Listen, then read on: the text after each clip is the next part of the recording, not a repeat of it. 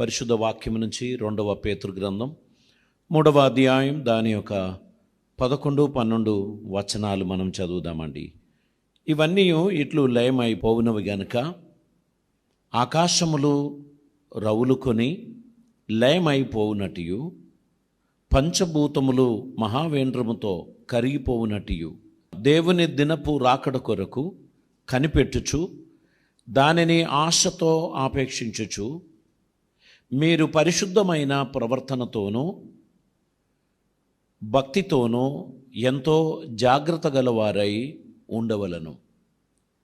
ఇక్కడ పరిశుద్ధ వాక్యంలో పరిశుద్ధత పాటించవలసినటువంటి అవసరతను గురించి మన మొదటి పేతురు గ్రంథంలోనే చూశాము. దాని మొదటి అధ్యాయం 16వ వచనంలో ఇలా మనం చదువుచున్నాం. కాగా మీరు విధేయులగు పిల్లలై మీ పూర్వపు అజ్ఞాన దశలలో మీకుండిన ఆశలను అనుసరించి ప్రవర్తింపక మిమ్మల్ని పిలిచిన వాడు పరిశుద్ధుడై ఉన్న ప్రకారం మీరును సమస్త ప్రవర్తనలందు పరిశుద్ధులై ఉండుడి. దేవునికి స్తోత్రం. మనం దేవుని సన్నిధానంలో మన ప్రభువు పరిశుద్ధుడై ఉన్నాడు గనక మనం అందరం పరిశుద్ధులమై ఉండాల్సిన అవసరం ఉంది. పరిశుద్ధుడైన దేవునితో యుగ యుగములు మనం నివసింపబోచున్నాము గనక ఇక్కడనే మనం ఆ పరిశుద్ధతను ప్రాక్టీస్ చేయాల్సినటువంటి అవసరత ఉంది. ఆది కాండము, నిర్గమకాండము మొదలైన భాగాలలో దేవుని పరిశుద్ధతను గురించి అనేక విషయాలు తెలియపరుస్తున్నారు.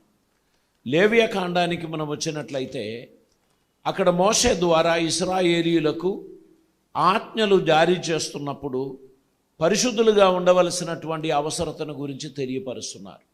లేవియ కాండము 11వ అధ్యాయం దాని యొక్క 45వ వచనాన్ని మనం చదువుదామండి. నేను మీకు దేవుడనై ఉండునట్లు ఐగుప్తు దేశంలో నుండి మిమ్మును రప్పించిన యెహోవాను నేను పరిశుద్ధుడను గనుక మీరును పరిశుద్ధులు కావలెను అని తెలియపరుస్తున్నారు. అదే గ్రంథం 19వ అధ్యాయం 2వ వచనం మనం చదివినట్లయితే అక్కడ మనం ఇలాగ చదువుచున్నాము. నీ దేవుడనైనా యెహోవానగు నేను పరిశుద్ధుడనై ఉన్నాను. మీలో ప్రతివాడు తన తల్లికి తన తండ్రికి భయపడవలను. ఇక్కడ లేవియ కాండంలో పదే పదే తెలియపరుస్తున్నారు. మీ దేవుడైన యెహోవానను నేను పరిశుద్ధుడనై ఉన్నాను. మీలో ప్రతివాడు పరిశుద్ధతను పాటించాలి, తల్లిదండ్రులకు భయము కలిగిన వారిగా ఉండాలి అనేటువంటి విషయాలు తెలియపరుస్తున్నట్లు మనం చూస్తున్నాం.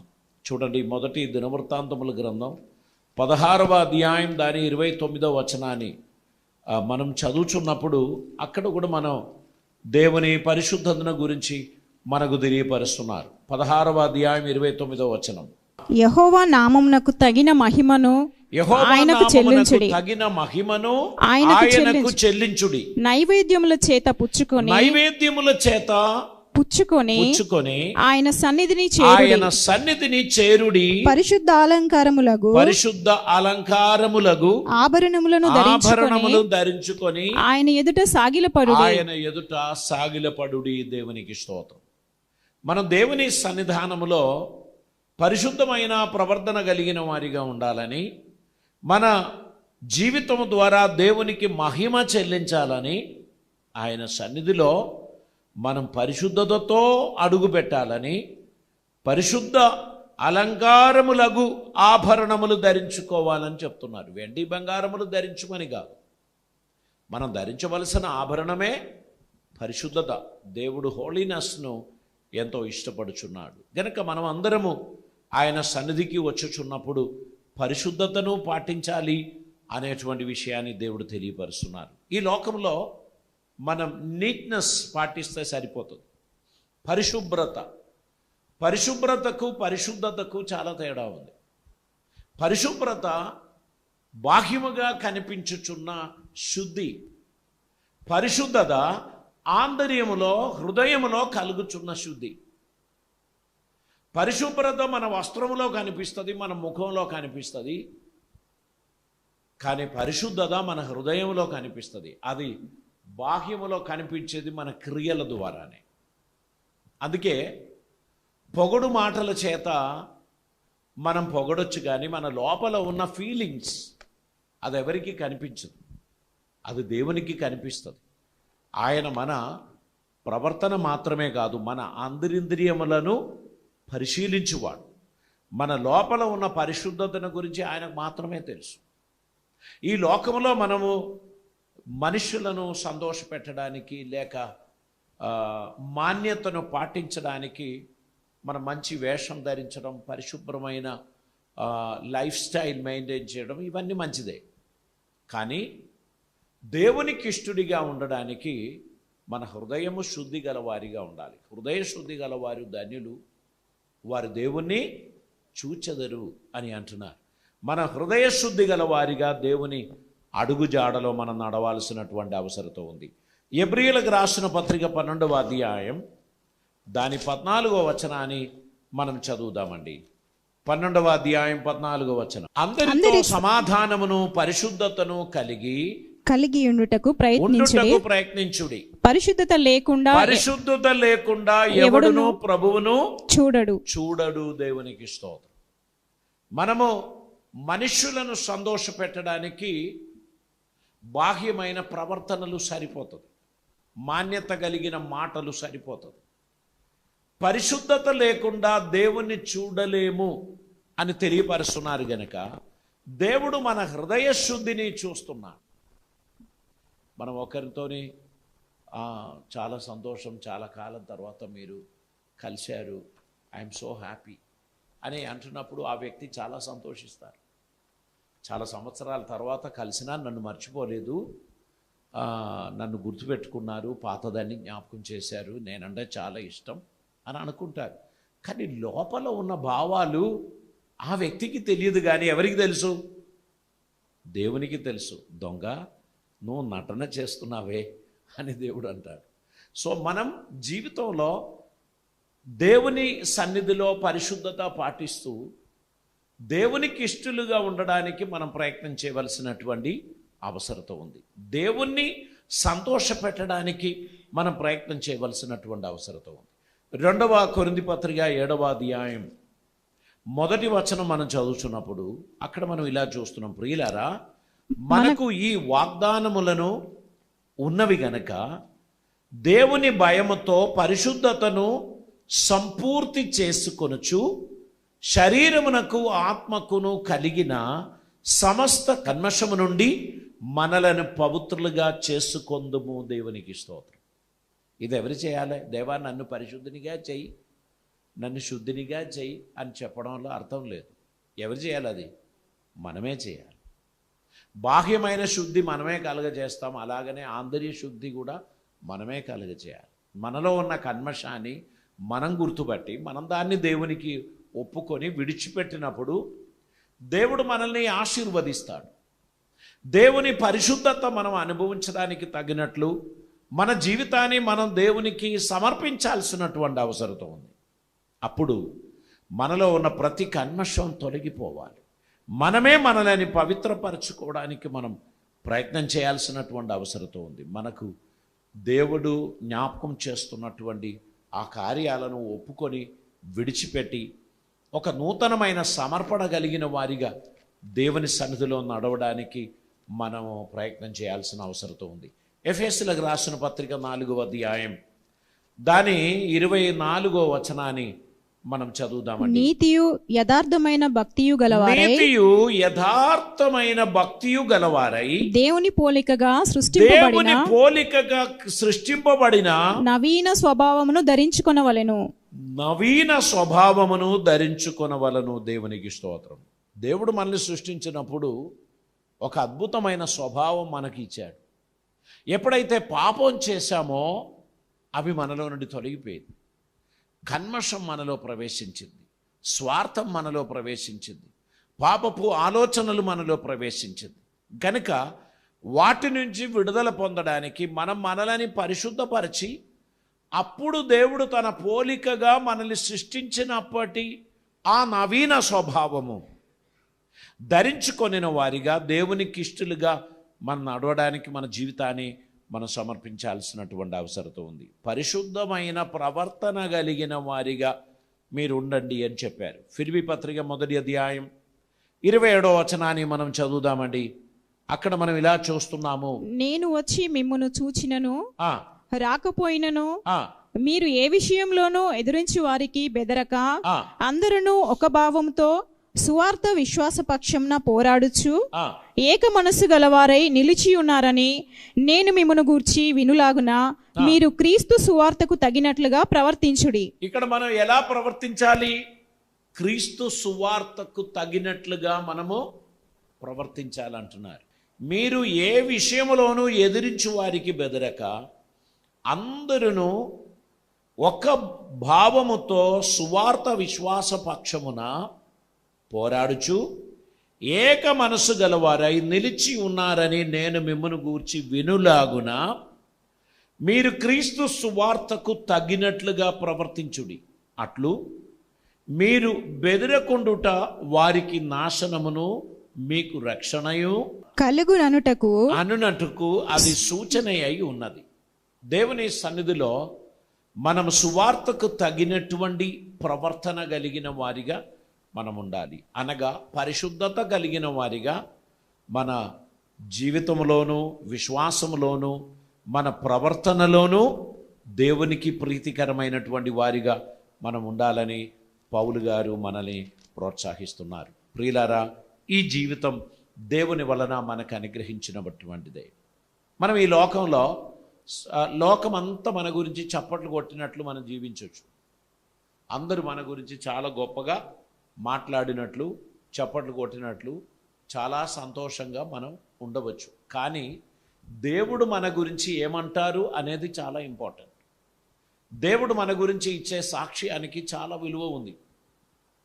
యోబు భక్తుని గురించి దేవుడు 1వ అధ్యాయంలో తెలియపరచు మాట మనకు అందరికీ తెలుసు.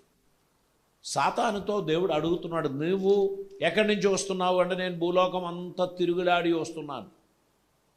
అప్పుడు నువ్వు నా సేవకుడైన యోబు మీద దృష్టి ఉంచావా అని అడిగాడు. నేను దృష్టి ఉంచితే లాభం ఏంటి? నువ్వు వానికి ఉన్న వాటన్నిటికీ కంచె వేసి కాపాడుతున్నావు గనక నేను దృష్టి ఉంచినా పెద్ద లాభమేమీ లేదు. ఒకటి గుర్తుపెట్టుకోండి, దేవుని యందు మంచి ప్రవర్తన గల వారి చుట్టూ దేవుడు కంచె వేసి వారిని కాపాడుతున్నారు. ఎప్పుడైతే దేవుడు కంచె తీయడానికి అపవాదిని అనుమతిస్తాడో అప్పుడు మాత్రమే వాడు మన మీద దాడి చేస్తాడు. ఎప్పుడైతే దేవుని ప్రొటెక్షన్ మనకు ఉంటుందో అప్పుడు వరకు సాతానుగాడు మన జోలికి రాడు. ఎందుకంటే నువ్వు వానికి ఉన్న వాటన్నిటి చుట్టూ కంచె వేసి కాపాడుతున్నావు కదా అని చెప్పినప్పుడు ఓకే, కంచె తీసేయి, చూద్దాం యోబు తన భక్తిని వదిలిపెడతాడా. ఆయన వంటి ఒక నరుడు భూలోకంలో ఎక్కడా లేడు అన్నాడు దేవుడు. ఏ విషయంలో?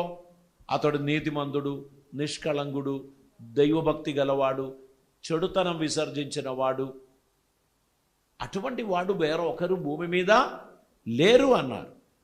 అయితే సాతాను చేసిన కుయుక్తిని బట్టి అనేక రకాలైన శోధనలు, కష్టాలు, బాధలు ఇవన్నీ అతనికి తటస్థించింది. తన ఆస్తి ఎంత పోయింది, తన పిల్లలందరూ చనిపోయారు, తన ఇల్లు కూలిపోయింది, తన పొలం కాలిపోయింది. ఇవన్నీ జరిగినా కానీ యోబు దేవునికి విరోధంగా ఒక మాట కూడా చెప్పలే. మన వాళ్ళు కొందరు ఏదైనా ఒక చిన్న ఇన్సిడెంట్ జరిగితే మనం అంటాం దేవుడు ఎంత పెద్ద అన్యాయం చేశాడు కదా. దేవుడు ఎవ్వరికి అన్యాయం చేసేవాడు కాదు. దేవుడు ఒకరికి అన్యాయం జరగాలని దేవుడు ఆశించడు. ఆయన దగ్గర కీడు ఉండదు. ఎవరికి కీడు కలగాలని దేవుడు ఆశించడు. అవన్నీ కూడా అపవాది తన కుయుక్తిని బట్టి, కుతంత్రమును బట్టి చేసేటువంటిదే. మనం వానికి చోటు ఇచ్చినప్పుడు ఏం చేస్తాడు? దేవుడు మనపై పెట్టిన గొడుగు తీసేస్తాడు. దేవుని ప్రొటెక్షన్, దేవుని కవరింగ్ లేనప్పుడు మాత్రమే వాడు మన మీద దాడి చేస్తాడు. ఇప్పుడు ఈ వేసవి కాలంలో ఇప్పుడు మనకు వచ్చేటువంటి వార్త ఏంటంటే మీరందరూ మధ్యాహ్నం బయటికి పోతే గొడుగు పట్టుకొని పోండి అంటున్నారు. ఈ రాష్ట్రంలో ఎవరు గొడుగు పట్టుకొని పోయేది నేను చూడడం లేదు. ఎవరు కూడా ఎండాకాలంలో ఎండ ఉందని చెప్పి గొడుగు పట్టుకొని పోయేది నేను చూడడం లేదు. అదే మీరు కేరళ, తమిళనాడు ప్రాంతాలకు వెళితే వారి ఇంట్లో నుంచి బయలుదేరినప్పుడు వర్షం ఉన్నా లేకున్నా, ఎండ ఉన్నా లేకున్నా ఒక గొడుగు పట్టుకొని పోతారు. ఎందుకంటే ఎప్పుడు వర్షం వస్తుందో తెలియదు, ఎంత పెద్ద ఎండ కొడుతుందో తెలియదు. వారందరూ గొడుగు పట్టుకొని వారి శరీరం కాపాడుకోవడానికి ప్రయత్నం చేస్తారు. అపవాది దాడి నుంచి మనం ప్రొటెక్ట్ చేయబడడానికి దేవుని కృప అను గొడుగు కింద మనం ఉండడానికి ప్రయత్నం చేయాలి. దానికి మనకు పరిశుద్ధత అవసరం, మంచి ప్రవర్తన అవసరం, దేవునికి ఇష్టలుగా మనం జీవించటం, ప్రవర్తించటం అవసరమై ఉంది. దేవుని సంతోషపెట్టు బిడ్డలుగా మనం ఉండడానికి మన జీవితాన్ని మనం సమర్పించాలి. మొదటి తిమోతి పత్రిక 4వ అధ్యాయం దాని 12వ వచనాన్ని మనం చదువుదామండి. 11-12. ఈ సంగతులను ఆజ్ఞాపించి ఈ సంగతులను ఆజ్ఞాపించి బోధించుము. నీ యవనమును బట్టి ఎవరును నిన్ను తృణీకరింపకూడదు. కానీ గాని మాటలోను ప్రవర్తనలోను ప్రేమలోను విశ్వాసములోను పవిత్రతలోను విశ్వాసులకు మాదిరిగా ఉండుము. దేవునికి స్తోత్రం.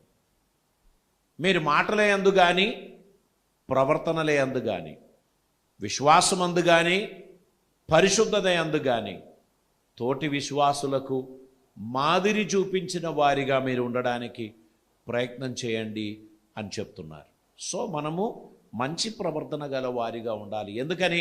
మన ప్రభు త్వరగా వచ్చుచున్నాడు అని మనకు వినబడుతుంది కనుక. ప్రభు ఇప్పుడెప్పుడు రాడండి, ఇంకా చాలా కాలం ఉంటుంది అని అందరు అనుకుంటారు.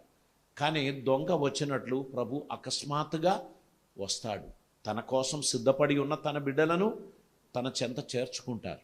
కాబట్టి మనము ఎల్లప్పుడూ సిద్ధపడిన వారిగా ఉండాలి. మన ఫ్రెండ్స్ కొంతమంది లోకాన్ని విడిచిపెట్టినది మనం ఎన్నడూ ఊహించని సమయంలో వారు ఇంకా ఒక 20-30 సంవత్సరాలు ఆరోగ్యంగా ఉంటారు అని మనం అనుకుంటే అకస్మాత్తుగా వెళ్ళారు. అంటే జీవితం అంత క్షణభంగురమైనటువంటిది, లేక నైమిషికమైనటువంటిది. త్వరగా నిమిషములో కనబడకుండా పోయేదే మన జీవితం. అలాగైతే ఎంతో భక్తితో, ఎంతో మంచి ప్రవర్తనతో, ఎంతో విశ్వాసముతో మనం జీవించాల్సినటువంటి అవసరత ఉంది. దేవునికి స్తోత్రం. దేవుడు మన గురించి ఆశించిన రీతిగా మనం జీవించగలిగితే, దేవుణ్ణి సంతోషపెట్టగలిగితే దేవుడు మనల్ని బట్టి ఆనందిస్తారు. మనము మన జీవిత యాత్రలో, మన లావాదేవీలో, మనం చేయుచున్న ప్రతి ప్రక్రియలో ప్రభువును సంతోషపెట్టు వారిగా ఉండడానికి మనం ప్రయత్నం చేయాలి. మనుషులందరూ మన కొరకు చప్పట్లు కొడతారు అనుకొని ఎప్పుడు మీరు ఆశించకూడదు. ఈరోజు చప్పట్లు కొడతారు, రేపు వారు సిలువ వేయండి అంటారు, ఎల్లుండి మళ్ళీ చప్పట్లు కొడతారు. అంటే మనుషుల భావాభేదాలు ఖచ్చితంగా మార్పు చెందుతూ ఉంటుంది. ఒక్కొక్క మూడ్, ఆ మూడును బట్టి వారు ప్రవర్తిస్తారు. కానీ మనము నీతిని బట్టి ప్రవర్తించాలి. దేవుడు మనకు అనుగ్రహించిన రక్షణను బట్టి మనము ప్రవర్తించాలి. దేవునికి సంతోషకరమైన జీవితం కొనసాగించడానికి తగినట్లు మనం ప్రవర్తించాల్సినటువంటి అవసరత ఉంది. చూడండి, యాకోబు పత్రికలోనికి మనం వద్దాం. 3వ అధ్యాయం దాని 13వ వచనాన్ని మనం చదువుదాం. మీలో జ్ఞాన వివేకములు గలవాడెవడు? వాడు జ్ఞానముతో కూడిన సాత్వికము గలవాడై తన యోగ్య ప్రవర్తన వలన తన క్రియలను కనపరచవలెను. ఇక్కడ దేవుని వాక్యం అపోస్తులైన యాకోబు ద్వారా మనకు తెలియపరచుచున్నది. మీలో జ్ఞాన వివేకములు గలవాడెవడో వాడు జ్ఞానముతో కూడిన సాత్వికము గలవాడై తన యోగ్య ప్రవర్తన వలన తన క్రియలను కనపరచవలెను. అయితే మీ మీ హృదయములలో హృదయములలో సహింపవలని సహింపవలనని గాని మత్సరమును వివాదమును ఉంచుకునిన వారైతే అతిశయపడవద్దు. సత్యమునకు విరోధముగా అబద్ధమాడవద్దు.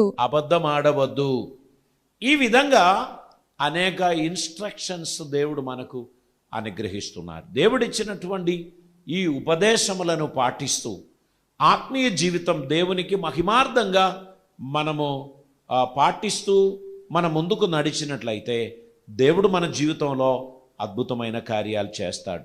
ఆయన గొప్ప దేవుడు, అద్భుతకరుడు, ఆశ్చర్యమైన రీతిగా మనలని ఆయన నడిపిస్తాడు గనక ప్రభువును సంతోషపెట్టు వారిగా, ప్రభువుకిష్టులుగా మనం జీవించడానికి తగినట్లు మన జీవితాన్ని మనం సమర్పించాల్సినటువంటి అవసరత ఉంది. ఆయన మన గురించి ఆశించుచున్న రీతిగా మనం ఆయన సన్నిధిలో నడవడానికి మనల్ని మనం సమర్పించాలి. మొదటి పేతురు గ్రంథం 2వ అధ్యాయం దాని 12వ వచనంలో పేతురు గారు తెలియపరచు మరొక మాట కూడా మనం చదువుదాం. అన్యజనులు మిమ్మును ఏ విషయంలో దుర్మార్గులని దూషింతురో ఆ విషయములలో వారు మీ సత్క్రియలను చూచి వాటిని బట్టి దర్శన దినమున దేవుని మహిమపరచునట్లు వారి మధ్యను మంచి ప్రవర్తన గలవారై ఉండవలెనని వారి మధ్యన మీరు మంచి ప్రవర్తన గలవారై ఉండవలనని మిమ్మును బతిమాలు కొనుచున్నాను. మన గురించి అబద్ధం ఆడే వారు సుగు నొందినట్లు. వారు చెప్పినవన్నీ అబద్ధమే, అది నిజము కాదు అని ఎప్పుడు తేలుతుంది? న్యాయ విమర్శనలో తేలుతుంది. ఇప్పుడు చాలా ఇష్యూస్ మనం సోషల్ మీడియాలో చూస్తున్నాం. ఒక్కొక్కరు అలా చెప్పారు, ఇలా చెప్పారు అని చెప్పి చాలా విధాలుగా మనం వింటున్నాం. కానీ న్యాయ విమర్శనలు చేసేటువంటి న్యాయవాదులు, న్యాయాధిపతులు ఆ విషయాన్ని కూలంకషంగా పఠించిన తర్వాత వారు ఒక తీర్పు తీరుస్తారు. ఈ కేసు చెల్లదు, ఎందుకంటే దీనికి సాక్ష్యాధారం లేదు. సో మన గురించి అబద్ధమాడు వారు ఎప్పుడు సిగ్గు నొందుతారు అంటే విమర్శన సమయంలో వారు సిగ్గు నొందుతారు. కనుక మనం ఎల్లప్పుడూ దేవునికి ప్రీతికరమైన బిడ్డలుగా, మంచి ప్రవర్తన కలిగిన వారిగా మనం నడవడానికి మనం ప్రయత్నం చేయాలి. అందుకే నేను మీకు ఒక ఉదాహరణ చెప్పాను. ఒక చందనం చెట్టు, దాని గొడ్డలితోని నరుకుతే ఆ చందనం చెట్టు నుంచి ఏమొస్తుంది? చందనం వాసన వస్తుంది కదా. మీరు గొడ్డలితో నరికి దాన్ని కింద పడైపోతున్నారు, దాన్ని కోసి నిప్పులో పెట్టారు, అప్పుడు కూడా చందనం వాసనే ఇస్తుంది. ఒక గులాబీ పువ్వు కింద పడేసి నలిపేసి తీసి వాసన పీల్చినా గులాబీ వాసనే వస్తుంది. మనలో ఉన్న ఒరిజినాలిటీని ఎవరు చెరపకూడదు, మనలో ఉన్న నిజాయితీని ఎవరు కూడా మానిపులేట్ చేయకూడదు. దేవుడు నాకు ఇచ్చిన ఈ డీసెన్సీ లేక ఈ క్లెన్లీనెస్, ఈ రైచువస్నెస్, దాన్ని నేను అమ్ముకోను, దాన్ని నేను విడిచిపెట్టను.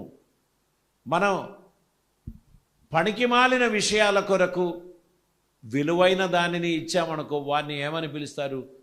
ఫూల్ అని పిలుస్తారు కదా. కొంతమంది మీరు రోడ్లో పోతుంటే వారు నిలబడి, సార్ ఈ ఫోన్ ఇస్తాను, నాకు ఒక 500 రూపాయలు ఇవ్వండి అని అంటారు. మనం ఆ ఫోన్ తీసి అటు ఇటు చూసి ఆన్ చేసి చూసా, సూపర్ ఫోన్ అది, 500 రూపాయలు కూడా ఎట్లు ఇస్తాడు అంటే వానికి 5 రూపాయల ఖర్చు లేనిది అది. ఎక్కడి నుంచో కొట్టేశాడు, పట్టుకునే ముందు ఏం చేస్తాడు? విక్రయిస్తాడు, ఎవరికో ఇస్తారు, మీరు తీసుకొని పోండి. మనం తీసుకొని కొంచెం ముందుకు పోయేటప్పుడే దాన్ని ట్రైస్ అవుట్ చేసి మనని పట్టుకుంటారు. నాకు పలానోడు ఇచ్చాడండి అని చెప్తే కుదరదు. ఈ దొంగ సొమ్ములు కొనుగోలు చేసేవారు కూడా నేరస్తులు అవుతారు. ఎందుకంటే మనకు 500కి ఇచ్చినోని దగ్గర మనకు సాక్ష్యం ఏమీ లేదు, దాన్ని చూసిన వాళ్ళు ఎవరు లేరు. అవునండి, నేను కూడా చూశాను, ఒక అతడు బండి ఆగినప్పుడు వచ్చాడు, ఇట్లా అడిగాడు, అత్యవసరత ఉంది అని చెప్తే ఇచ్చాడు. ఎవరైనా ఇస్తారా 500కు ఫోను? అయితే నీవు ఎట్లా తీసుకున్నావు అది అని ప్రశ్నిస్తారు. మనం జవాబు చెప్పాల్సి వస్తుంది. కాబట్టి గుర్తుపెట్టుకోండి, విమర్శన దినములో మనం నేరస్తులం కాకుండా ఉండడానికి, మంచి ప్రవర్తన కలిగిన వారిగా మనం నడవడానికి ప్రయత్నం చేయవలసినటువంటి అవసరత ఉంది. దేవుడు మన జీవితంలో తన కృప అనుగ్రహించి మనల్ని నడిపిస్తున్నప్పుడు జాగ్రత్త కలిగిన వారిగా మనం ఉండాలి. తల్లు వంచుదాం, ప్రార్థన చేద్దాం. పరిశుద్ధుడైన తండ్రి, కృపామేడువైన దేవా, నీకు వందనాలు. ఇదిగో మేము పరిశుద్ధతతోనూ మంచి ప్రవర్తనతోనూ భక్తితోనూ నీ సన్నిధిలో నడవాలని, నీకు ఇష్టలుగా జీవించాలని మా గురించి మీరు ఆశించుచున్నారు గనక తండ్రి, మేము విసర్జించవలసిన వాటిని విసర్జిస్తూ, మేము హత్తుకొనవలసిన వాటిని హత్తుకొనచ్చు మీ చిత్తం నెరవేర్చు బిడ్డలుగా మీ సన్నిధిలో మేము ఉండడానికి కృప చూపుమని ప్రార్థిస్తున్నాం.